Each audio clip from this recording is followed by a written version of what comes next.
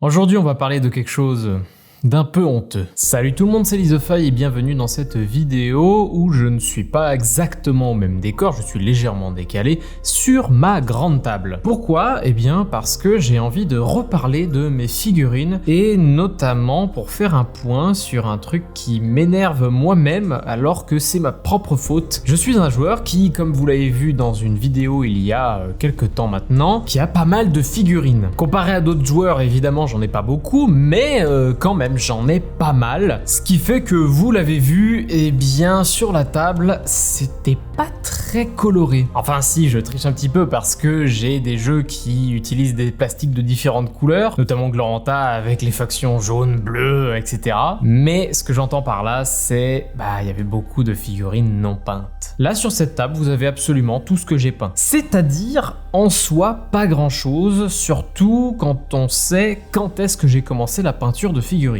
La peinture de figurines, je sais quand j'ai commencé parce que c'était juste avant le confinement. J'ai commencé en septembre 2019. Donc ça fait déjà 3 ans et j'ai peint 51 figurines sur 3 ans.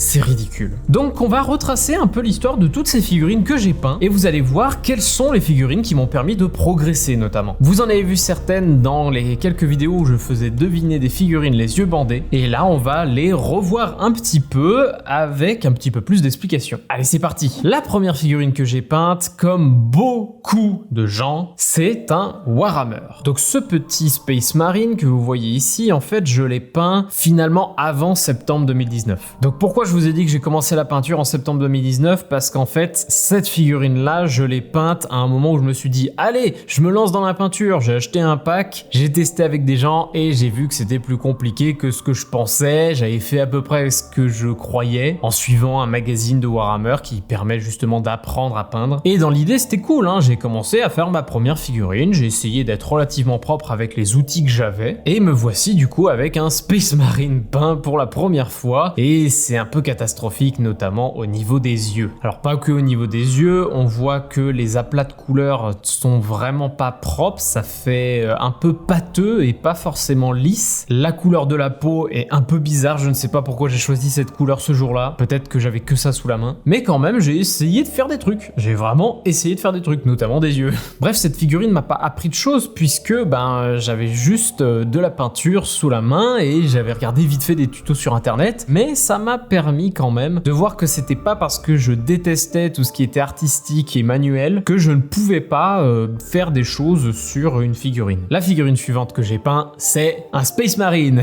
Bah oui, qu'est-ce que vous voulez que je vous dise? Les Space Marines, ce sont des super écoles de peinture. Le petit Space Marine que vous voyez ici est un Space Marine que j'ai peint avec un professeur en quelque sorte. C'est Alexandre de Hobby Shop qui m'a appris à peindre sur cette figurine. Alors il m'a appris toutes les bases de la peinture de figurine, c'est-à-dire la couche de base qui permet de mettre par exemple tout ce vert, puis les peintures spécifiques comme le lavis qui permet de créer des ombres et d'aller dans les creux, puis les éclaircies avec du lining, donc le fait de passer son pinceau de manière très fine sur les bordures de la figurine, donc par exemple là sur les épaulettes il y a des petits endroits comme ça où faire du lining est intéressant. Et c'est pour ça que les Space Marines sont des bonnes écoles de peinture parce qu'il y a des gros aplats mais il y a aussi des bordures assez nettes et quelques détails qui sont intéressants, notamment dans l'arme avec le petit crâne, les yeux en rouge à faire, le petit pactage derrière qui est assez sympa aussi. Et donc voilà, il m'avait appris toutes ces petites bases. Sauf que le jour où j'ai appris à peindre cette figurine, je lui ai dit mais attends, mais pourquoi ma figurine là tu m'as appris, j'ai fait vraiment parfaitement comme tu m'as dit, il y a vraiment pas de problème. Comment ça se fait que ma figurine ne ressemble pas à celles qui sont dans les vitrines? Et ça notamment parce qu'il n'y avait pas les effets de lumière sur les surfaces très lisses, très rondes. Et du coup il m'a expliqué tout ça, il m'a dit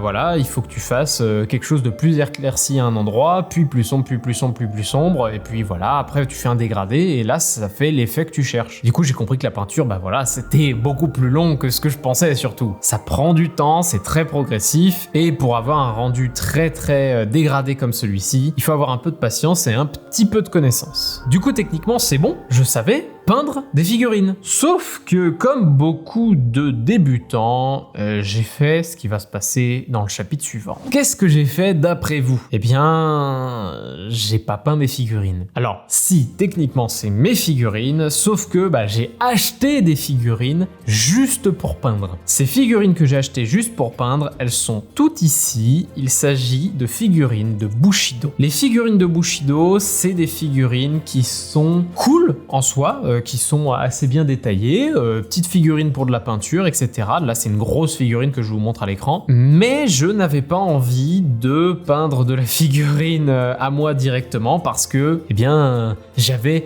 peur de gâcher une de mes figurines à moi. Donc la première figurine que j'ai peint de Bushido, c'est celle-ci, qui est vraiment très très cool. J'en suis extrêmement fier. C'est ma première figurine après avoir appris à peindre. Donc là, voilà, j'ai un oiseau de Bushido, je sais plus comment s'appelle ce clan, désolé, où j'ai fait beaucoup de petites choses. J'ai fait tout ça très proprement avec le katana, la petite éclaircie sur le dessus, l'assombrissement sur le dessous, les ailes en dégradé. On le voit pas, mais ici, je ferai peut-être un zoom, je verrai comment je peux faire. Mais j'ai fait un freehand où j'ai écrit le kanji Hi, donc le feu. Mais voilà, j'avais fait vraiment beaucoup de travail sur cette figurine, ça m'a pris beaucoup de temps. Et ensuite, du coup, j'ai enchaîné avec, par exemple, cette mademoiselle que vous voyez ici, qui m'a fait découvrir ce qu'il se passe lorsqu'on rate un vernis. Car là, voilà, j'avais soit trop pulvérisé, soit pulvérisé trop proche le vernis, et ça créait quelque chose d'assez blanc devant. Alors qu'à l'arrière, vous voyez, ça s'est très bien passé, c'était très très joli. Et puis après, d'autres figurines Bushido, ici et ici, un petit bonhomme avec un serpent, un archer, un lancier ici, l'espion juste ici, et puis après, voilà, le buffle. Sachant que ce buffle, c'est une grosse découverte de voilà comment faire un beau dégradé au niveau des cornes que j'ai un peu fait instinctivement, et je suis assez fier de ça. Et c'est surtout une figurine qui m'a demandé d'apprendre à maîtriser de la millipute. C'est un outil de sculpture, je crois, peut-être que je me trompe, mais globalement, il y avait beaucoup de trucs à rattraper avec cette figurine, notamment pour réparer des trous, pour remplir des creux qu'il y avait dans la figurine. Donc ça, c'était le passage Bushido qui a été assez sympa à faire.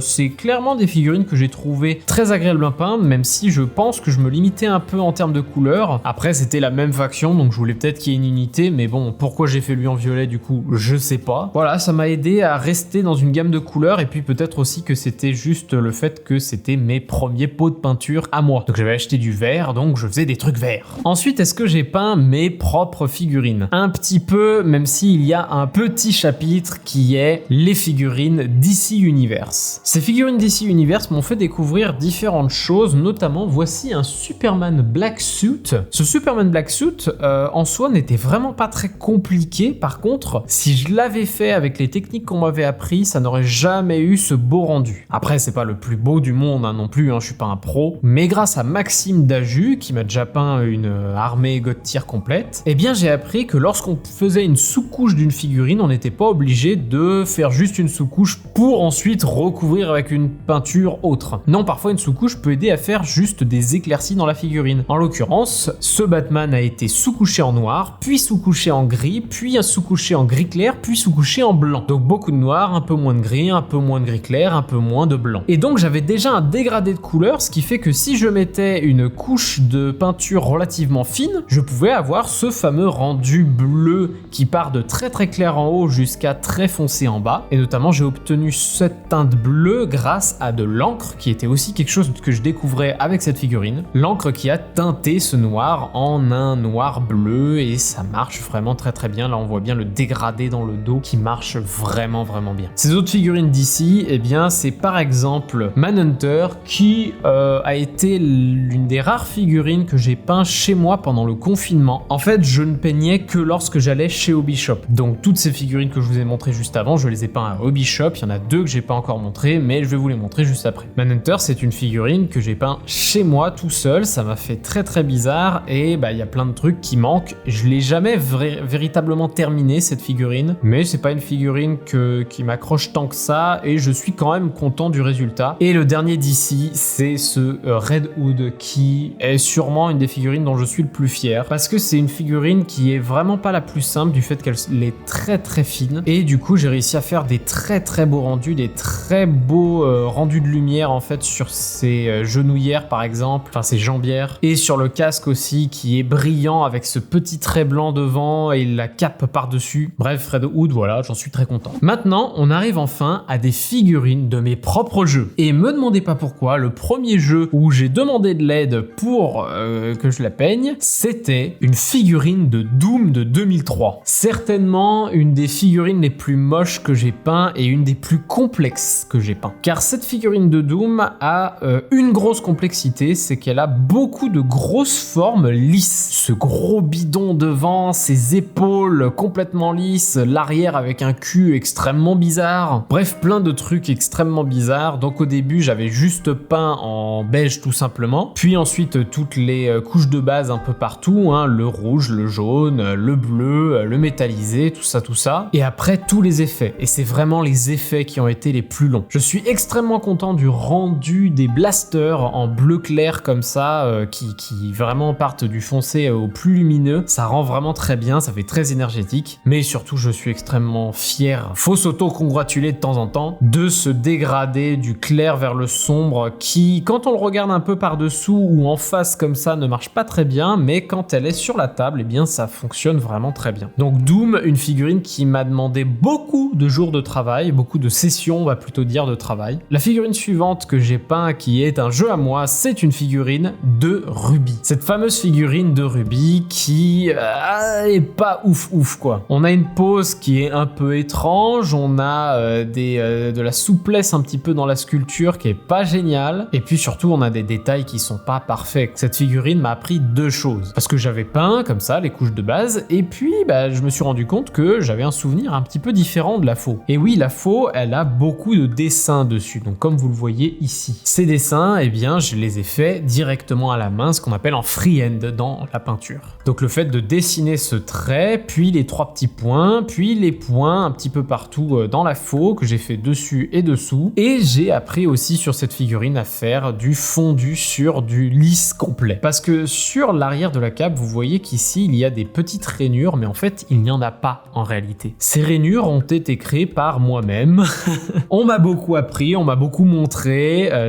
C'est pas uniquement grâce à moi que j'ai ce rendu. Donc voilà, tout ce côté rouge clair, puis rouge normal, puis sombre, qui fait des ondulations dans la cape alors que c'était tout plat, c'était quelque chose que j'ai appris grâce à cette figurine. On enchaîne avec la dernière figurine que j'ai peint à Hobby Shop. La dernière figurine que j'ai peint à Hobby Shop, c'est la fameuse Arachne Solara. Arachne Solara, vous la connaissez, je l'ai montré dans quelques vidéos, donc quand même ça commence à faire, et puis vous l'avez vu aussi peut-être sur Board Game Geek, si jamais vous êtes allé sur le Board Game Geek de Gloranta. Arachne Solara n'est clairement pas la figurine la plus compliquée que j'ai peinte, parce que celle de Doom était sûrement la plus compliquée, mais Arachne Solara est celle sur laquelle j'ai mis le plus d'attention, je pense, parce que c'était une des figurines les plus moches que j'avais, et mon but était que cette figurine soit regardable, voire belle. Et donc avec toute cette sculpture qui est un peu chelou, avec des pattes qui ressemblent à du chewing-gum, etc., j'ai interprété plusieurs choses, et notamment ces pattes, j'en ai fait du magma, qui était vraiment le truc le plus bizarre que j'ai eu à faire, mais surtout ce qui était très très intéressant, que j'ai beaucoup aimé faire et qui s'est retrouvé aussi dans le magma, et c'est les cheveux. Les cheveux qui, je trouve, rendent super bien. Alors quand on regarde de près, on voit les coups de pinceau, etc., mais de loin, ça marche, il y a du feu dans ses cheveux. Donc voilà, rien de bien foufou sur cette figurine, à part un petit peu de modélisme différent. Enfin, on a rajouté une tige complètement plus haute au milieu pour qu'elle soit un peu plus redressée, parce qu'à la base, elle était beaucoup plus plate. Une figurine dont je suis assez fier. Par contre, je suis très dégoûté de quelque chose que je remarque à chaque fois que je reprends cette figurine, c'est qu'à cause du type de plastique, on a des endroits où la peinture se barre sur le dessus et sur les angles, enfin tous les endroits un petit peu pointus, anguleux. Je ferai peut-être des corrections, mais là vraiment ça me saoule. Et là je vois qu'entre Arachne Solara et les projets suivants, il y a eu beaucoup de délais. Parce que mon projet suivant après Arachne Solara, c'est de commencer à peindre la boîte de Donjons et Dragons. Avec notamment les gobelins que vous voyez ici, qui m'ont beaucoup plu à peindre, parce qu'en fait les figurines de Donjons et Dragons sont extrêmement simples dans l'idée. Il y a des volumes super simples à faire, il y a de quoi apprendre pas mal de choses aussi. Et voilà, ces petits gobelins étaient vraiment cool. les yeux étaient simples à faire parce que dans l'œil il y a un creux et du coup il y avait juste à faire le tour du creux pour pouvoir faire la couleur de l'œil avec un point noir au milieu. Donc ça marchait super bien. Le bouclier qui a ce rendu bois que j'adore, mais globalement c'est pas des figues où j'ai beaucoup appris de choses. Par contre, la seule chose que j'ai appris avec cette figurine, c'est que ce sont mes premières figurines sur lesquelles j'ai pratiqué la peinture à la chaîne. Parce qu'il y a 6 gobelins exactement les mêmes, il y a juste les chiffres qui changent de 1 à 6. Et peindre à la chaîne, ça a quelque chose d'à la fois magique, mais à la fois extrêmement frustrant. En fait, vous avez l'impression de ne pas avancer parce que justement vous faites une étape sur chaque figurine, mais du coup à la fin vous en avez fini plein d'un coup en quelques minutes et du coup ça fait très bizarre. Donc j'ai à la fois adoré peindre à la chaîne et à la fois détesté, et c'est des figurines que j'aime pas forcément peindre justement à la chaîne. J'ai l'impression que je prends plus de plaisir à faire des détails sur une figurine qu'à en peindre plein d'affilée. Mais je crois que c'est le cas de beaucoup finalement de peintres de figurines. Et donc pour rester dans cette lignée de la peinture à la chaîne,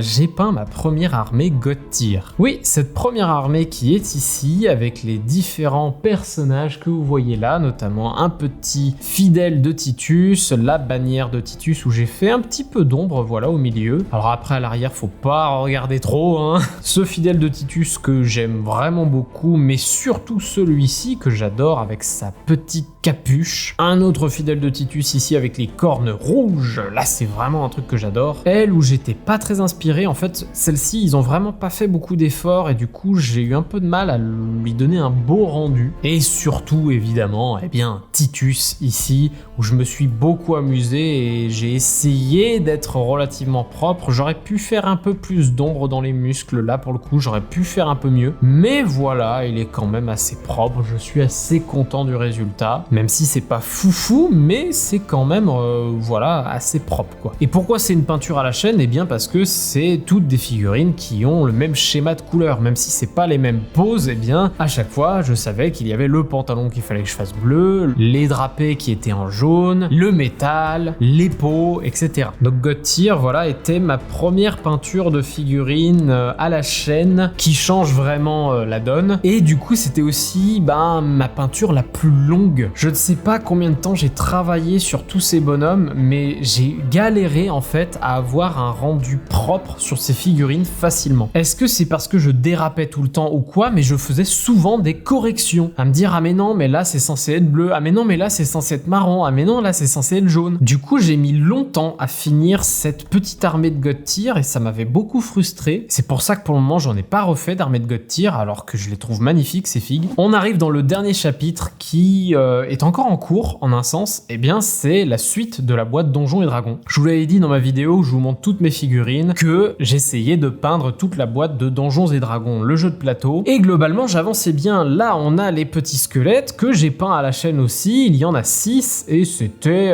vraiment pas très intéressant à peindre. J'étais un peu déçu par les squelettes parce qu'ils sont pas très beaux, ils sont pas très propres et finalement j'ai opté pour ce côté un peu sali des os, etc. Ensuite j'ai eu des figurines qui étaient plus amusantes parce que plus détaillées avec plus de petits trucs un peu partout, c'est les Goblours. Goblours qui ont quelques petits trucs sympas, notamment le bouclier qui est très cool à faire, les mains de gobelins que vous voyez là, les mains mortes de gobelins parce que c'est pas le même verre que pour les gobelins, là on a un verre beaucoup plus cadavérique sur le bouclier, et puis toutes ces chaînes en fait qui créent vraiment toute une classe à la figurine je trouve. En fait ça fait quelque chose de beaucoup plus propre, de beaucoup mieux fini, et même à l'arrière avec la petite dague et le petit crâne derrière. Donc ça les Goblours, il y en avait 4 que j'ai fini quand même assez vite à partir du moment où je me suis bien lancé dedans. J'étais assez fier de ça. Ensuite sont venus les gnolls. Alors les gnolls, je suis très content du résultat final parce que vu la catastrophe que c'est, voilà, il n'y avait pas grand chose à faire comme vous le voyez, notamment il n'y a pas beaucoup de détails, il y a de la fourrure, des plaques de métal, et puis il y a plein d'endroits que vous voyez que c'est peint noir en fait ici. Non, ce n'est pas un creux, c'est du noir justement pour faire croire que c'est un creux. L'arme où il n'y avait rien à faire, un petit bâton et tout, mais on m'a donné une astuce pour avoir un côté un peu plus hyène, un peu plus gnoll finalement, c'est justement de créer ce petit museau très noir qui s'en va ensuite vers le marron de sa fourrure, et du coup on a vraiment un visage de hyène, un visage beaucoup plus